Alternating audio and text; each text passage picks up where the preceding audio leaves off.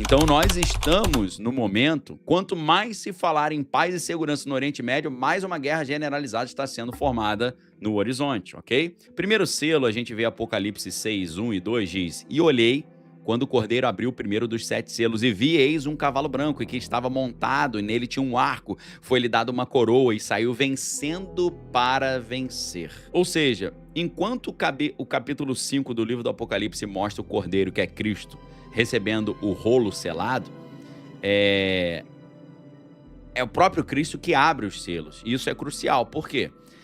Os juízos que se seguem não são um caos fora do controle, mas acontecem como uma coisa coordenada pelo Cordeiro. E é por isso que eu repito, o Apocalipse são 21 punições contra os poderosos rebeldes do mundo que preferiram se aliar ao mal do que ao bem. Devido a isso, Deus está lançando as punições. Cristo lança as punições e é Ele que abre os selos. Então, os 4 seres viventes, que são personagens importantíssimos ali no cenário do livro do Apocalipse, os 4 seres viventes, eles convocam logo na sequência os 4 cavaleiros do Apocalipse, tá? Que é o selo 1, 2, 3 e 4. E o primeiro selo inaugura o ciclo, perfeito? Então, quando a gente olha o Hippos Leukos, o que é Hippos Leukos? É o cavalo branco. Leukos no Apocalipse é um termo grego que aparece associado, né? Leukos, lembrando, é branco. Leukos em Apocalipse, essa palavra branco, muitas vezes ela vem associada à vitória, à pureza, a triunfo, quando eles falam de vestes brancas, tronos brancos, pedras brancas. Mas, no Apocalipse, capítulo 6, versículo 2, a cor não basta para identificar o cavaleiro como Cristo, tá? É o contexto atribuído que importa. Por quê? Vamos ver o que fala mais sobre esse cavalo branco. Ele tem um arco, é uma arma de alcance, mas não se mencionam as flechas. Detalhe que muitos vejam como uma conquista sem derramamento de sangue, né? Mais pelo soft power, pressão, coerção, diplomacia, ou guerra cinza, como a gente chama, né? Então, historicamente, o arco, ele evoca partes ali, inimigos, né? Famosos por arqueiros e cavalos, né? Que usavam, sim, o cavalo branco nas vitórias, né? Então, o cavalo branco é aquele cavalo que representa uma vitória conquistada. Mas esse cavaleiro, ele também tem uma Stephanos, que é uma coroa. E a coroa é o quê? A coroa é o láureo do vencedor, a coroa é o prêmio do vencedor.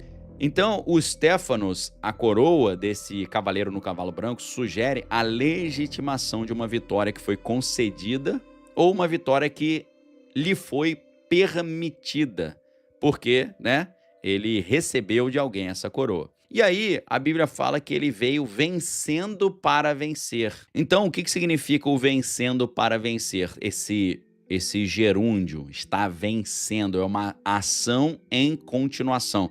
Significa um progresso cumulativo de domínio, vitórias e vitórias e vitórias acontecendo. Ou seja, é um processo e não uma ação única. O presidente Donald Trump já está aí se vangloriando que ele já estabeleceu 7 acordos de paz. Esse seria o 8º e lhe daria ali o Prêmio Nobel da Paz. Isso aí é muito categórico, né? Porque esse cavaleiro do cavalo branco, ele recebe um prêmio porque ele trouxe paz.